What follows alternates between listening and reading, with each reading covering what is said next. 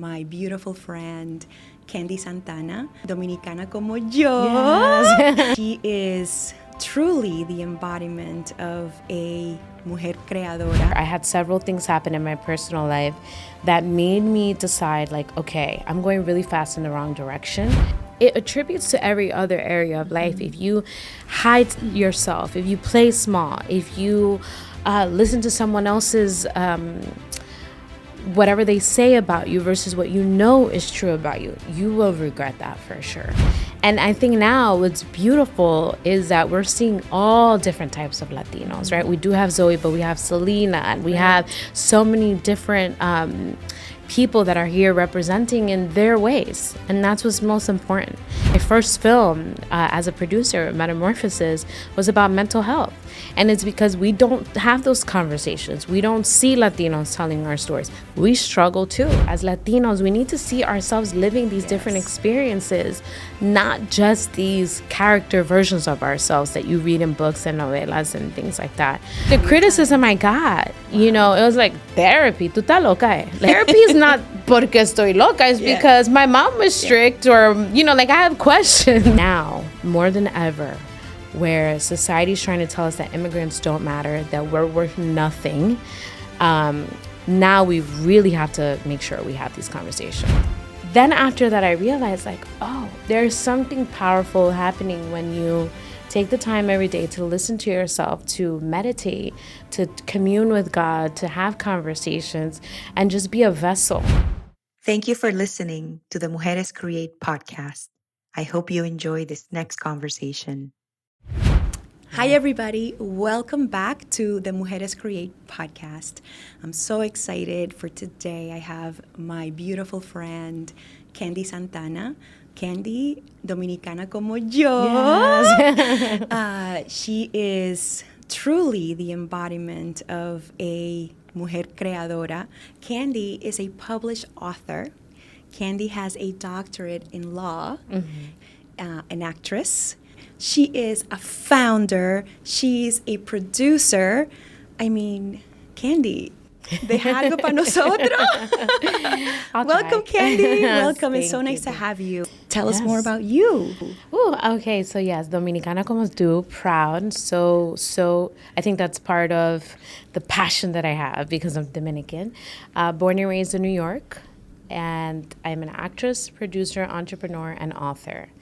And I am a law graduate because I didn't sit for the bar, because I knew if I sat for the bar, then when my career got tough, I would just go to plan B. So, but I get to use my law degree every day. So And you know, one of the things that, since I've met you a few years ago, we actually met during a sound meditation. Yes. That sound meditation was a pivotal moment for me, because that's when I decided to fully leave corporate and dive into mindfulness and health and wellness, and there's been a whole journey after that, but that's when I met you about 3 years ago. It feels like a decade. I know. I think we hit it off right away. So for me, it's like 3. I thought it was more. Right away. But since meeting you, one of the things that inspires me about you is your dedication, your focus around mental health and wellness, and understanding and managing all the things that you're managing with your personal life, career.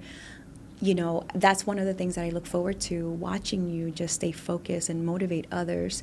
Can you tell us about what that was like for you, getting into, you know, these habits of mindfulness, meditation, a lot of things that you do, like journaling, obviously exercise, and tell us more about how you got into all of that. Yeah, so I graduated college in 3 years. I have my bachelor's in economics, then I got my master's in public administration, and then I got into law school. And law school was like the big dream, to become the attorney. And in my first year of law school, things started to shift for me. Law school is extremely difficult, but if you're not sure that that's something you want to do, it's even worse.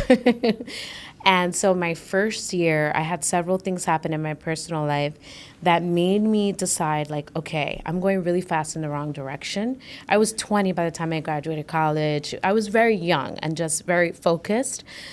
So then I decided, okay, I have to figure out if this is really what I want. I was top of my class the first year, got a scholarship the first year, and I started reading books, picked up The Alchemist, The Four Agreements, and just started to learn a little bit more about me. And that kickstarted my journaling. And I used to write in my diary when I was younger. But my mother was like, no, don't use your diary.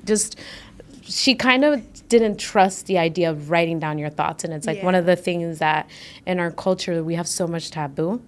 Yeah. And so anyway, so I started journaling. I started asking myself the real deep questions of like, what do I really want? And I've always wanted to be an actress. It's like a given in our culture. We're performers. Yeah. We don't even tell a story like normal people. We act it out. It's like, So for me, the passion, the emotions. Oh my goodness. And when I was a kid, I was that annoying cousin who got us all together and would say, okay, I am playing this person, you're playing that person, and we're putting on a show. My family would always be like, okay, we'll watch you sing, and I couldn't. So it was a no-brainer that I needed to really go after my passion after the self-discovery, after pausing, after journaling and reading. And so since then, it's something that I've committed to because it's changed my life to go after my true dream of becoming an actress. It's been a decade since I made that decision, and it's the best decision I've made. It's not an easy one. It hasn't been beautiful the whole time. It hasn't been filled with yeses. But because I have a good practice, I'm able to navigate the good, the bad, the ugly, and all the chapters that come in between. Thank you for sharing that. Yeah. And one thing you said that really struck me right now was when you said, I noticed I was going in the wrong direction really fast. Oh, yeah. Oh, my God. I was in a Ferrari, honey. I was just like going, shh. That is so powerful because when we graduate high school, think about how young we are. Too young. We are so young to make the big decision of choosing a career path without even knowing what you do in these careers. Law, medicine, all these careers are so like highly regarded that many people feel that pressure to fall into these careers. But when you're that young making these big decisions, like it's so easy to fall into the wrong direction. Yeah. But I love the fact that you kind of went inward and your manifestation to guide you to read those books and learn about yourself. I'm also a huge fan of The Alchemist, of the Four Agreements. I used to read a lot of these books when I was in my 20s. I didn't start implementing a lot of that until now in my 30s and 40s, but those are amazing resources that obviously put you on the right path. Absolutely. And I think, we're so privileged to have the resources to find books to answer questions that we may not have around us, or for whatever reason, we don't think that the people around us could give us guidance. Because truthfully, my mother came to this country at 18, not speaking the language. She became a police officer, business owner. She was already an example of manifestation. My father, 30 years, he's had his business. So they showed me already how to create your dreams. And my mom's from Villajuana. So when she was younger and she would say, I'm going to go to New York, they would laugh at her. Like, yeah, you're not going to get there. The immigrant dream, she had that. And for many, it's impossible. And for many, it's a struggle now that we can see that. So seeing them as an example also gave me the belief, like, I have to do what I really want. It's a disservice to them if I settle for anything else. So the books just, gave me more evidence of that and helped me really make that decision. I love that. And the message of this conversation is that, like, empowering people to pause, take a look at what their life looks like and decide, is that path what I really want? Or do I want something else that, seems unattainable, but maybe that's really what I want to fight for. Yeah. For me, leaving corporate after 22 years, I had a very successful career.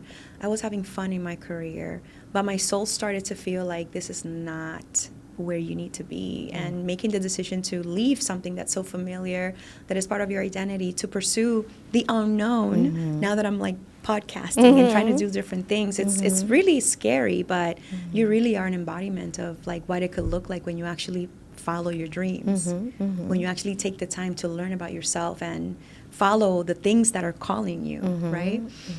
Leading you to being a published author and that manifestor's journey.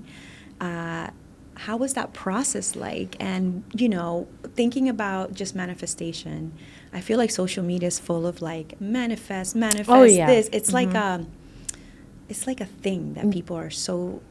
I never heard about manifestation. Like our parents never heard of that either. Right? Mm-hmm. But now it's like such a big thing for people. Tell us about the manifestor's journey. My book, it's funny. I had already had about 2.5 years of journaling, meditating. And I remember, first of all, I love that it's so trendy now. Yeah. Because it takes away a little bit of the mysticism around it. And if it's real, if it's not, can you really manifest? That conversation. When I started learning about all this, I remember one time I told a family member, I'm going to meditate. And she's like, what? Are you going to pray? And I was like, no, I'm just going to sit down and stop thinking for a little bit. She's like, oh, what is that? That's not. So now that people are more educated on it, at least you can have more, less fear to learn about it.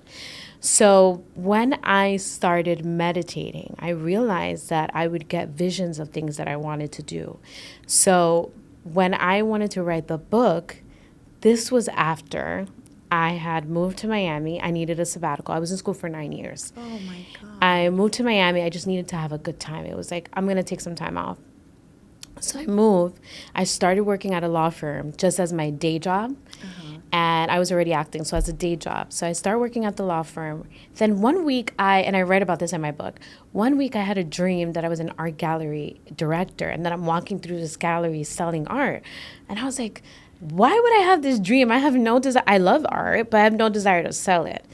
Then I get to work. I tell my coworker at the firm, oh my God, I had this dream last night that I was at an art gallery and I worked there. He was like, oh, my sister worked at an art gallery. Would you like to explore that? And I was like, you know what? Yes. Why not? Sent my resume that day. A week later, come into the firm, got fired. The day that I got fired was the day that I was. Yes. Oh my God. Suddenly. Okay. I only had a month. And this is my first time moving out of my house. So imagínate. So that day I go into the firm, get fired, but I had the interview lined up for that day. Okay, so I got fired at 10 a.m. My interview was 11:30. I forgot my interview was at 11:30. So I went home, had the meltdown. I said, what am I going to do? I have these student loans. I have to pay bills. I can't go back home a month later. And then I remembered, like, oh, I have the gallery interview. And all of a sudden, I was like, oh, this is the plan. So I went into this interview like, I have nothing to lose. I said, listen, I want to work 11 to 6. I want Monday. I just went in there with a list of specifics. And he said, good, the job is yours. Then after that, I realized, like, oh, there's something powerful happening when you take the time every day to listen to yourself, to meditate, to commune with God, to have conversations, and just be a vessel. Yeah. And since then, I wrote the book in a weekend because I was like, I'm going to write about everything I know, everything I learned.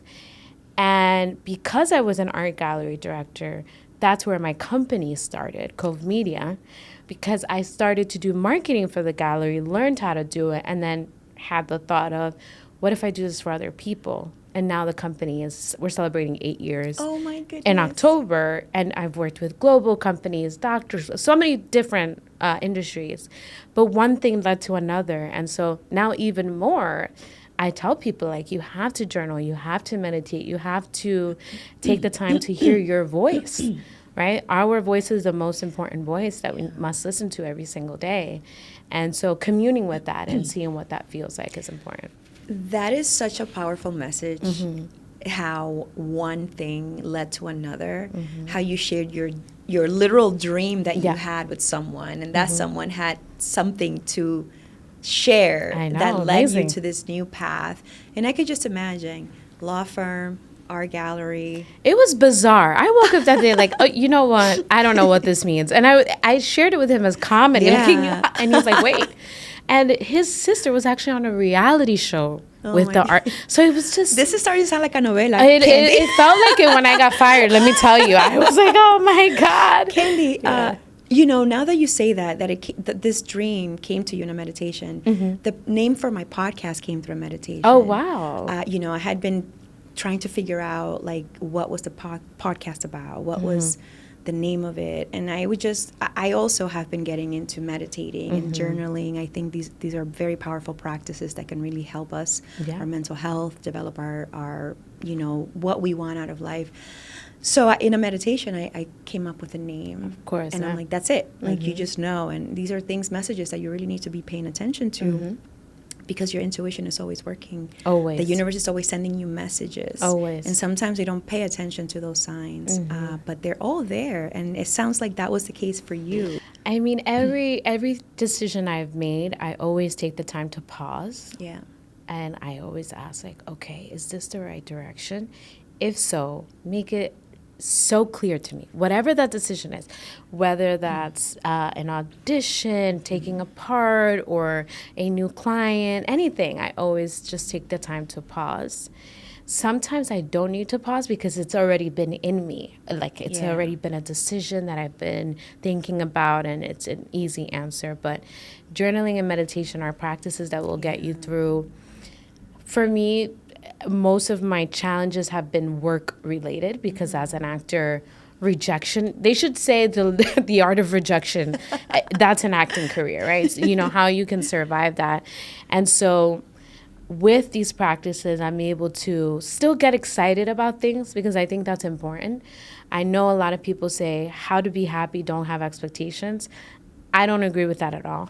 I think the most exciting thing about life is to be excited for things that you see for yourself. And if it doesn't happen the way you visualize, you still say thank you and you keep going because there's a plan.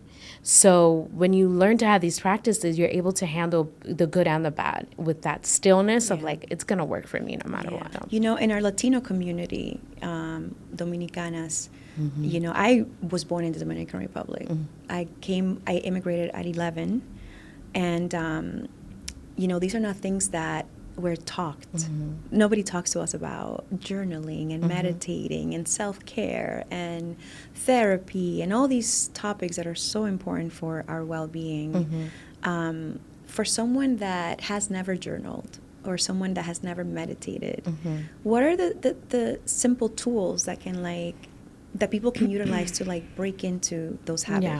When I am journaling, sometimes I know exactly what I want to say, like the what is the book called? The morning pages, that's what it is. With The Artist's Way, it's the morning pages, and you just write down stream of consciousness what you're thinking. So it's like, today I woke up, I didn't really like the coffee. Oh, I have to call my mom. Like, you just write down what you're thinking. Or you can use AI to say, okay, I'm having this problem at work. What questions can you ask me to come up with come up with solutions, right? So something that I just did the other day was like, I'm starting a new chapter in my life. What are some questions to get me excited about this new chapter, right? So then I got the questions like, what are 5 things you're grateful for? What are you fearful about this new chapter? Because there's so many resources now. There's books that you can buy that will ask you the questions already. Prompts, just have fun with it. Nothing is about getting a result. It's just about unraveling who you are. So I use AI. Everyone should use AI. But if you don't use AI, then you can pick up books that are on journaling specifically, and that'll be super helpful. And AI, you're referring to like ChatGPT, There's Gemini, so many now. Yes, so I many use tools. I use a lot of them. But I have 10 years of asking questions. So that's also why when I use AI, it's even more fun. And meditation. It's something that is such a hard topic because people are like, I can't meditate. I hear that a lot. I'm one of those people that it's been hard for me to silence my mind. And the whole point of meditation is to be present. So I do a lot of guided meditations. There's audio that you can listen to and listen to those guided meditations, and that, for me, guided meditations have been lifesaver. Right. And then any tips for people who want to start meditating? Yeah. Meditation, I've heard it's to silence your mind. I've heard it's to be present. I've heard a lot of different reasons for meditation. So I think that in each part of your journey, you will need something different. So at this point, it could be guided meditation. At another point, it could just be breath work. At another point, it could be a mantra.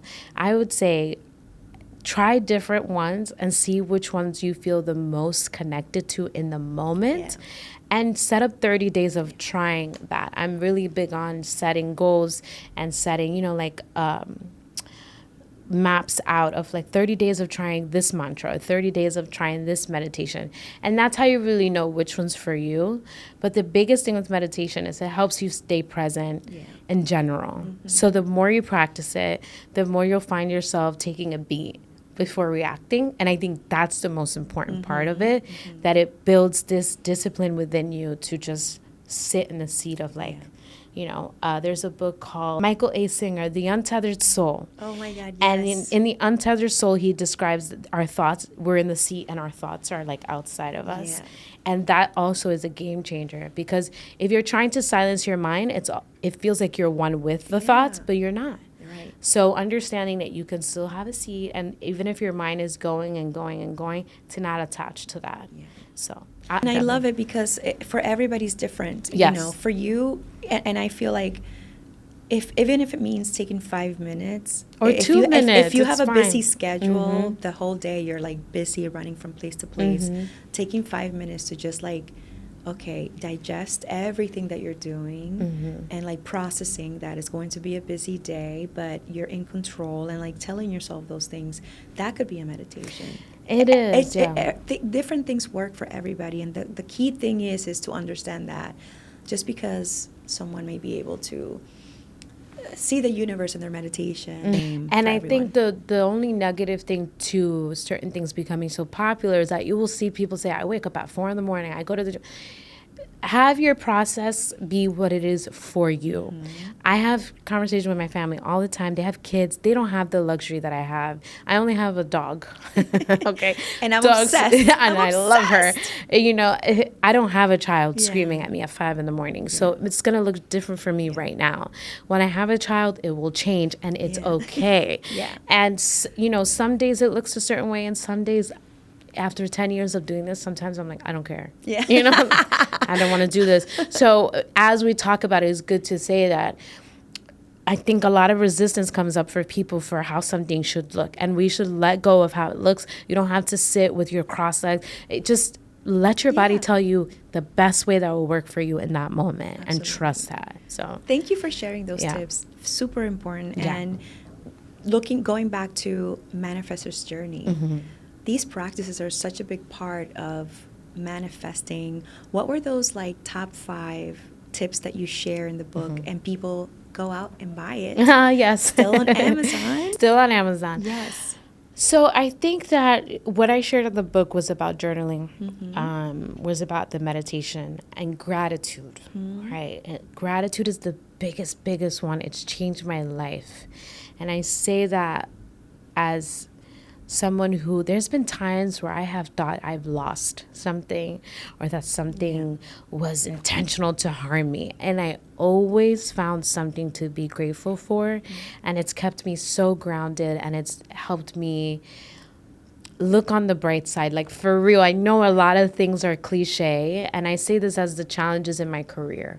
I know that this is a privilege that I have, that this is my challenge, right? It's a privilege that I get to audition. It's a privilege that I get to wake up and work on my business when business is slow and when business is going well. It's a privilege either way. So that's where I'm speaking from, because I know there's people that have experienced things in life that if you say, be grateful, they'll be like, mija, por favor. There's nothing to be grateful for.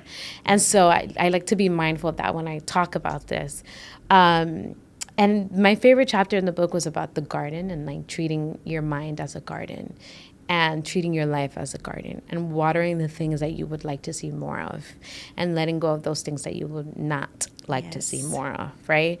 In life, there's duality in everything. In life, you can find your relationships will have good things and bad things. But if you focus on the things that are bringing you the most joy, you'll get more of that in your life. If you focus on the abundance, if you focus on the good, it is true that you'll get more of that. So for me, those are the top things that I would say in manifesting.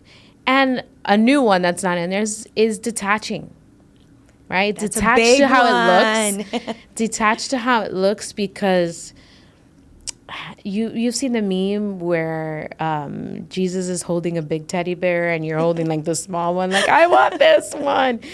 Whether you believe in Christ consciousness, religion or not, that's life, right? Our minds can only wish for us what we've seen. right? And that's what's so good about books. That's what's so good about surrounding yourself with people who've accomplished things that you're like, wow. Yeah. Because once your mind sees it, then it says, okay, it's possible for you. Yes. So detachment, because you've lived your life a certain way, but there's so much you haven't seen. What if it's better? Yeah. What if things are better than you can imagine? So, And for me, I agree with every single one, but the gratitude one specifically, I have put it into practice over the years. Like, obviously, we go through ups and downs. Some things are harder than others. Starting this year, I started a gratitude practice every single night. I list out every single thing that I'm thankful for, from the smallest things to the big things. And when we do that, we find that there's so much that we take for granted sometimes. And when we really take the time to look at those things, these are so many important moments that maybe sometimes we miss when we're stressed and we're, going through a difficult time. But having that gratitude practice for myself has been life-changing. And it brought me to this podcast and everything that I want to do. So I couldn't agree more, in terms of having that gratitude practice every single day. Okay. And that would be the one thing, just looking for the things to be grateful for. And you'll find on your pursuit for things that you already have everything you need. And, sometimes when people when people are going through tough times in the workplace, at home, it's very easy to want to escape. Oh, yeah. That situation, avoid it. But sometimes when we just look at it and say, okay, this is what I'm going through.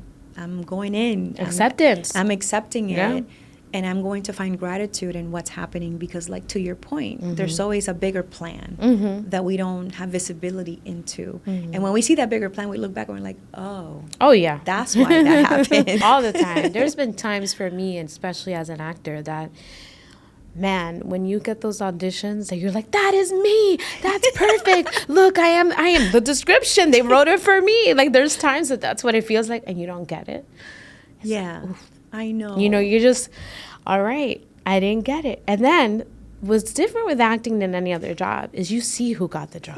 You see it. So you live it there when you find out you don't get it. And then when you see it, and you're like, that could have been me. Yeah. But if you are grateful for the pursuit and the person you're becoming, then each step along the way you get to say, okay, my time is going to come. Yeah. Again, with culture and dreams and chasing your dreams, I really, really do believe at the bottom of my heart that my dreams will come true no matter what. No matter what. No matter what. If I get a no today, that's not a no for the rest of my life. So I am grateful that I get to pursue both of my careers. Yes. Right? I have clients that it took me 8 months for them to sign on a contract. And I kept believing. I was like, they're going to come on. They're going to come on. And then there were times when crickets. Right? When I started my company, I didn't start with a business plan. And I would get on these calls and say, yeah, I'm going to talk to my team, and turn around. Hey, team, it's me. And it was me, myself, and I. Right? And I would work 14 hours a day, and I would make sure that I delivered for those clients. And now 8 years later, you can tell me that the things that I'm doing now with my business, when I started, if I didn't believe in myself, I wouldn't be here. Well, look at the team you have now. I know. This you guys can't see them, but they're here. They're amazing. That's part of being successful, having great people around you, honestly. Candy, I need to borrow your team. They really are. They really are. Double clicking on your career as an actor, I also wanted to be an actress. Oh, you still have time. But I have a production company. Let me know. We'll bring you on a few projects. I think, and this goes back to our cultural background, watching telenovelas since we were kids. Yeah. It's such a big part of I want to be an actor. Yeah. Now I know that maybe I don't want to be, because I was. We'll talk after. I was able to do an extra part in my friend's movie, and two extra parts. The wait time, just I'm not cut out for this. I'm not cut out for this. Listen, you can get on set at 5 a.m. and at 8 p.m. they're like, actually, we didn't need you today. Go home. Come back tomorrow. And I was just an extra. I was just sitting there. I was just doing nothing. And all the actors were repeating scenes, and it is a lot of work. So I saw that. I'm like, maybe this is not what We'll see what happens. But anyways, I want to go into that journey for you. how did you get into acting from wanting to be an actress to actually doing it? You've been part of amazing projects this past year. Congratulations. Thank you. Hotel Cocaine. Yes. I was following that whole journey. You were there from the beginning. I remember when you got the part and your Mm-hmm. excitement around that. Tell us about what that was for you. So for me, during my second year, I already had a year of like journaling, figuring things out. I was top of my class. So I had a choice. Like if I keep doing this well, I know that by the time I'm done, it's going to be too big of a risk to leave a successful legal career to become an actress. So what I did was I said, you know what? I'm going to start now. So I started in my second year. I signed up for a class. I took my headshots. I didn't tell anybody. This is my secret. And then I booked my first part, an off-Broadway play here in New York City. I took my mom out to a diner, and I said, I'm coming out. So I take her, and I'm like, I have something to tell you. And she's like, what? You know, because again, I've been dramatic my whole life. Latino parents do not react well when you tell them you want to be an actress. No, let me tell you, the beauty is, my mom was like, oh, okay. She looked at me like, what's wrong with you? And I said, that's it. I'm going to do it. She's like, what are you going to do? Drama. Okay, I've always been dramatic, always. So I was like, I'm going to do it. I'm going to be an actress. She was like, great. And I was like, I love that. what do you mean great? Are you not disappointed? She was like, no, you were born to do that. Now at least you can make money instead of being dramatic all the time. Like at least something is going to, and I was like, you know what? I was so scared I would disappoint you. I was so, and my mom never told me to be a lawyer. It's just that growing up, I was so talkative. I like to talk politics. I like to talk, that people said, oh, you'll be a good lawyer. And I kind of like took that on as something I could do. So right away, my family, I think I had about 20 family members come to my first play. Everybody was super supportive.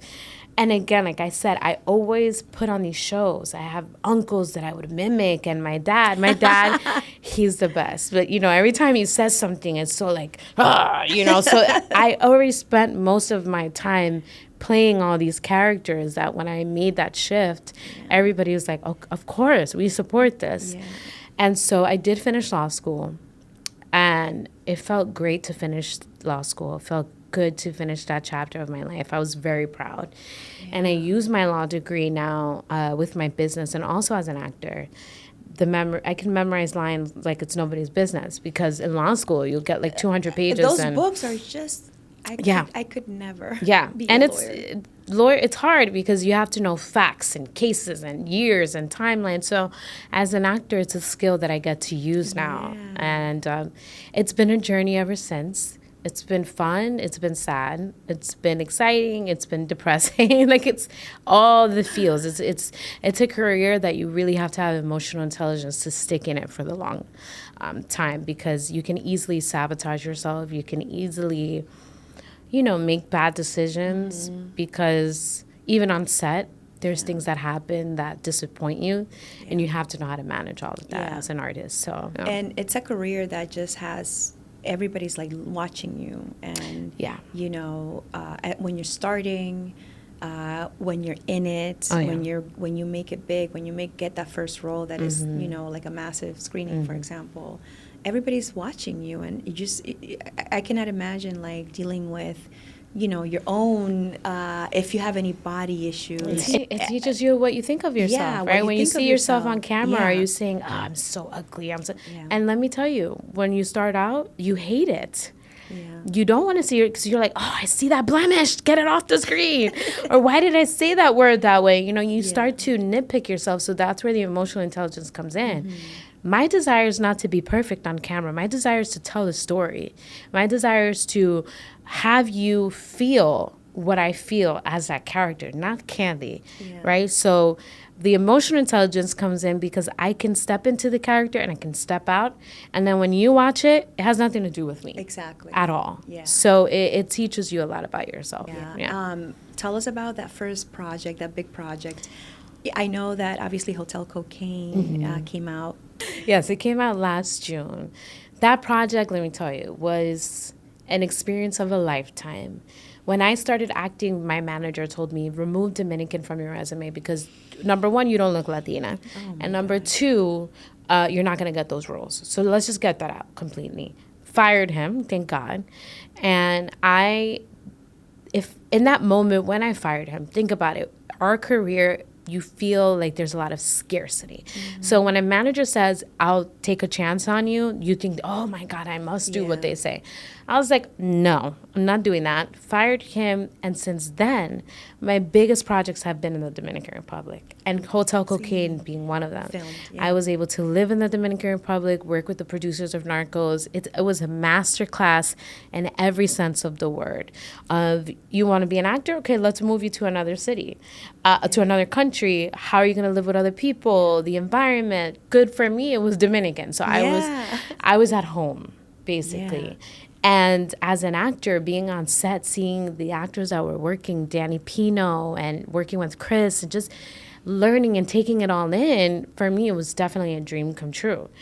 And yeah, Hotel Cocaine, it was about Miami, my favorite city. Celines brought it to my house. Like, it was just a lot of moments that, again, with manifesting, you think, oh, it has to go this way. And the universe could surprise you with how it happens. Absolutely. You know, so definitely. How was it to reconnect with your cultural roots?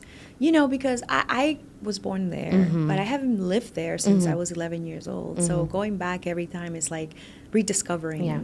How was that for you? So for me, being Dominican-American, and I grew up in Westchester County, where, yes, you don't see Latinas that look like me that often. I went to a predominantly white high school. That's where I have the most memories of what it feels like to be Dominican. I did go to school with Dominicans that were born there, and they would tell me, like, oh, you're not really a Dominican. You're American. So there was that. Spanish was my first language because my grandmother was the one who spent most of the time. My mom's a police officer, worked most of the time.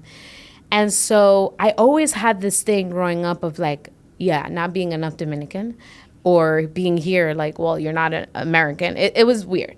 So for me, being in DR, living in DR for that time, and just being around people that, it feels like family, being back, being there, not on a vacation, but working there, waking up there every day. And it was a beautiful experience. It was beautiful. I got to practice some more Spanish, because through the years, what happens is, especially living here, you lose parts of yourself. So I was always very shy about my Spanish not being as perfect as the Dominicans that were born there. So it was really nice to be back and be me, perfectly imperfect, and enjoy my country. So and you know, I think as I've gotten older, reconnecting with those cultural roots have been so important, especially as you get to know yourself more. You understand that a lot of your identity comes from, like, the culture that you were raised in, and just having bigger appreciation for those experiences. To me, every time I go back, and I have been going back more frequently, it's just enriching, right? And it's just, this is who we are. Beautiful. It's part of, like you said, the fabric of who we are. My first production through my production company, I filmed it in the Dominican Republic, Dominican crew, Dominican cast. And it's just, as an artist, I always want to represent our country in the best light possible that I know how. Because being Dominican is one of my biggest prides. Me too. So, Candy, I want to double click on your manager, that message that this person was sending you about hiding the fact that you were Dominican, Afro-Latina. You know, one of the things you mentioned as we were prepping was denying your cultural heritage really does not make any sense, because you're denying such a big part of who you are, and making the decision to part ways with that person. Tell us about, for people that are struggling to kind of embrace their identity, embrace the fullness of themselves. How do you do it when obviously so many parts of external parts are kind of constantly telling you, be different, be this way instead of who you really are? I think I attribute my confidence to my practice of, mindfulness, meditation, and really knowing who I am, because we live in a world that rewards a certain standard of beauty of being, celebrates, how do I say this?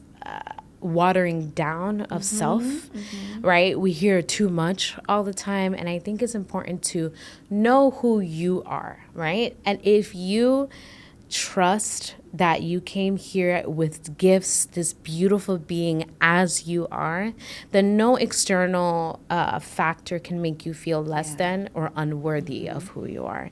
And I know as an Afro-Latina, now kind of like manifestation is like, Afro-Latinas, wow. When I started, it's like, what? When I would speak Spanish, people looked at me. I've had people talk about me in Spanish, and I'm like, tú sabes que yo hablo español, ¿verdad? And then they're like, oh, no, mi hija fue que, yeah. I do, you know. And for me, I've had a lot of things with my physical appearance that have also, like my hair. I've had my hair pulled in Dominican salons. Esas son intenciones. I'm like, no. You know, I've had a lot of things where the world was trying to say too much or not enough or whatever the case was. So I had to learn through real trial practice of like, I'm worthy just as I am. And my Dominicanness, my American, you know, being Dominican-American. Once you learn about yourself, whether or not you see the representation of yourself, you'll know that you matter no matter what, right? I know there's a lot of conversations around representation, and I know in my work, both as an artist and as an entrepreneur, I make sure that I include representation. With my company, I've brought on a lot of Latinas, our project manager, Dominican, and I do my best to make sure that the extensions of me represent my values, right? And so, yeah, even if the world says you're not enough, you have to trust that you came here with beautiful gifts of being a beautiful being and that you deserve everything you desire, period. When I look at Hollywood, you know, when I came over, I would watch like Fresh Prince of Bel-Air, and Tatiana Ali is an Afro-Latina, but we didn't find out about that until like recently, not too long ago. So many actors and actresses that come from our community that had to, or at least, you know, were told maybe to hide their Latinidad. I don't blame them. But now, imagine if you'd have listened to your manager. Oh my God, I would have regretted that And the so state much. of Hollywood where it is, with C.O.V.E. Saldana winning the Oscar, with so many Afro-Latinas, so many Latinas, like, finally getting the representation, the recognition, the platform, the opportunities, you would have been like... it attributes to every other area of life. If you hide yourself, if you play small, if you listen to someone else's whatever they say about you versus what you know is true about you, you will regret that for sure. And I think now what's beautiful is that we're seeing all different types of Latinos, right? We do have Zoe, but we have Selena, and we have so many different people that are here representing in their ways. And that's what's most important. We don't look one way. We don't act one way. Yes, we have great characters, la tía, el tío, you know, but we're also multidimensional beings, and we deserve to be seen as such, right? And so that's why my first film as a producer, Metamorphosis, was about mental health.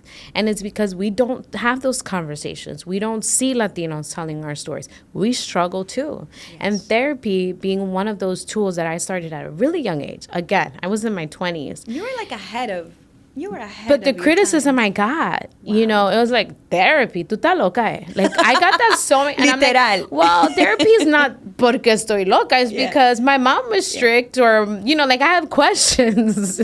I always had questions. My mom had to deal with that a lot. I always would say, well, but why? Mucho contigo. Bueno, ella sí. And I would just always ask my mom, but why? But why? So therapy was a way for me to say, but why? You know? And so the Metamorphosis is about that. Like, as Latinos, we need to see ourselves living these different experiences, not just these character versions of ourselves that you read in books and novelas and things like that.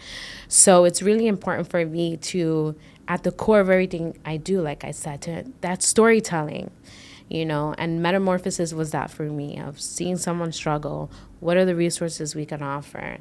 And now, more than ever, where society's trying to tell us that immigrants don't matter, that we're worth nothing, now we really have to make sure we have these conversations. Absolutely. Yeah. And getting a strong hold of who we are. Oh, yeah. Because, like I said before, externally, so many messages of you're not enough. Yes. You don't matter. You don't count. Get out of here. Go back to your country.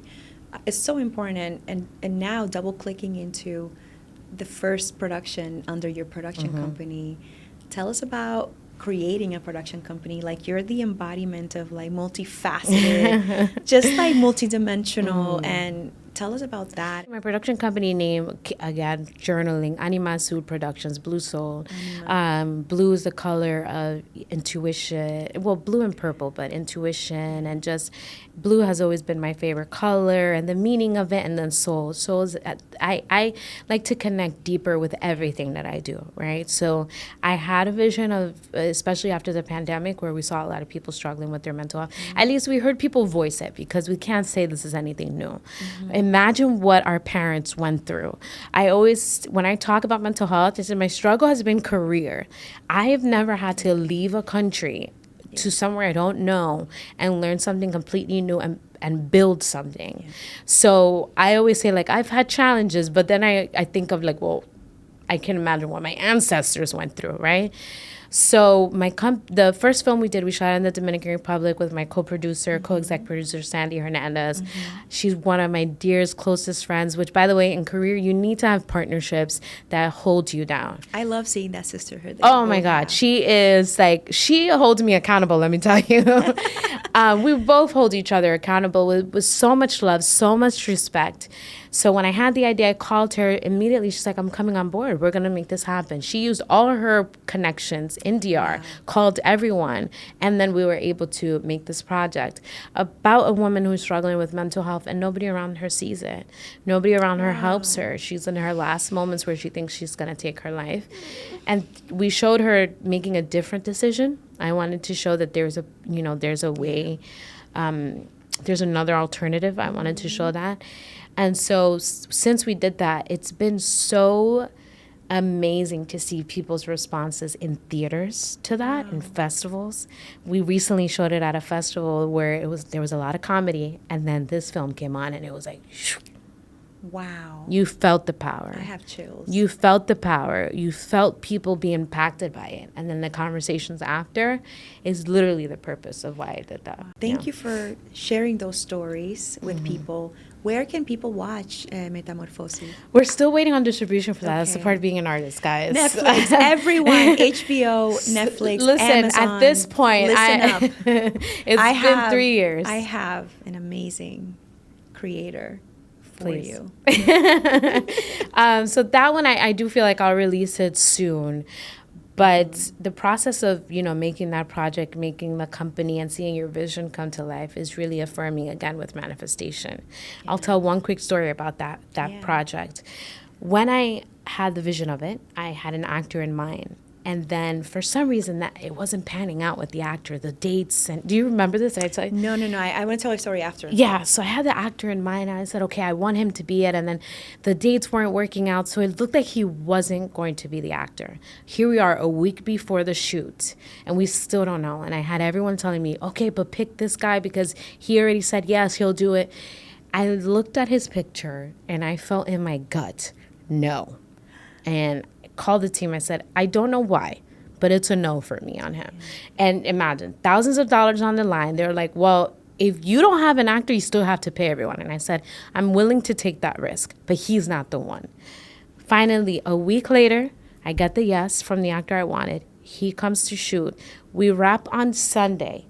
Sunday night, news breaks of the actor that was being suggested to me was in an investigation for pursuing 14-year-old girls. Oh, my God. That means if I would have went with that, the project would have been a disaster. Null and void. The day that we wrapped. It wasn't like, months later we find out. No, the day that we wrapped, it was a news exclusive of that actor. So I share this to say, production company, business, career, whatever it is, your intuition and meditation helps you with this, is your strongest navigator for anything. Once you're in tune with that, you'll be able, even if you make mistakes, you'll be able to be more grounded and know why you're making the decisions you're making. And intuition is a core topic of Mujeres Create. I love talking about our women intuition because it's such a core part of who we are. and truly a guiding force in our lives. And that story just literally gave me the chills because you literally followed and you didn't know why. I did not know why. It was something that was telling you.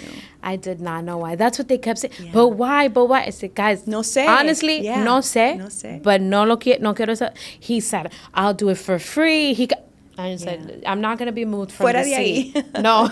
But I wanted to say, as you were saying that, you were like, you had someone in mind. So I've been writing this story about my grandmother for years. It's a project that I have in mind. And as I'm writing this story, and after I met you, I'm like, Candy's going to play a specific role. So this podcast is going to serve as a manifestation. We'll show it later.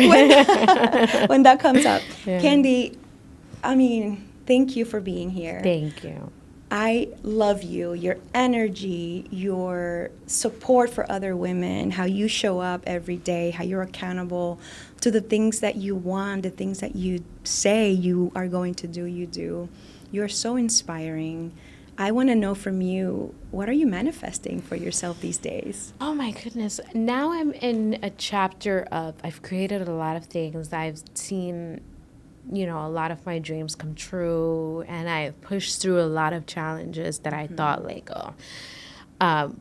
my career stops here or nothing will, the drama we tell ourselves. Impossible. Yeah. I would say right now I'm manifesting the breakthrough, right? I've put in the work. I've shown up. I've given hours to my craft, to my business.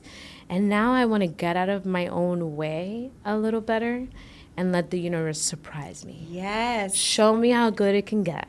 Not just what I see. Show me how good it can get is my manifestation for every area of my life. So you're in a place of surrender. Complete. To be surprised. Yes. After you've manifested all these amazing things, now you just want to be surprised. And I think that's a wonderful place to be. That's where I am too. Because, in my career, like I've always had like that power of manifestation too. I've always believed in it.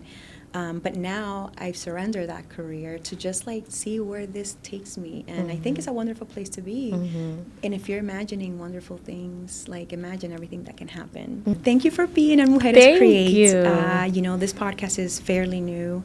And the voices that I want to bring are voices like yours. Women who inspire, women who create, women who believe in themselves, women who uplift other women and uplift people, women who tell different stories that need to be told, and you embody all of that. Thank you so much for having me. Yes, where do we find you? Plug your social handles, your company, your studio, everything. So Candy Santana on Instagram, and then my marketing agency is C.O.V.E Media, C-O-V-E Media, and my production company, Ánima Azul Productions. Let's connect on socials, and I want to say thank you for creating the space for women to come and tell their stories, because we need more spaces like yours. We need more women that look like you, with your background, with your richness, with your soul, with your kindness. That's the biggest thing since we met. I'm like, you're so sweet. And you're so powerful. You can be all things, and I think that these spaces matter, and we need more of these. So thank you so much. Thank you, Candy. Yeah. Thank you. Thank you. Love it. Thank you. My sister was like, when she heard the first episode, she's like, "A ti no te salió lo dominicano." No te salió y en el primero, and I'm like, espérate, because I'm interviewing Candy, and me va a salir. It always comes out. It always comes out of me for sure. I'm like, ¿qué? Dominican. Thank you for listening to the Mujeres Create podcast. I hope you enjoyed the episode, and don't forget to share the wisdom with other mujeres.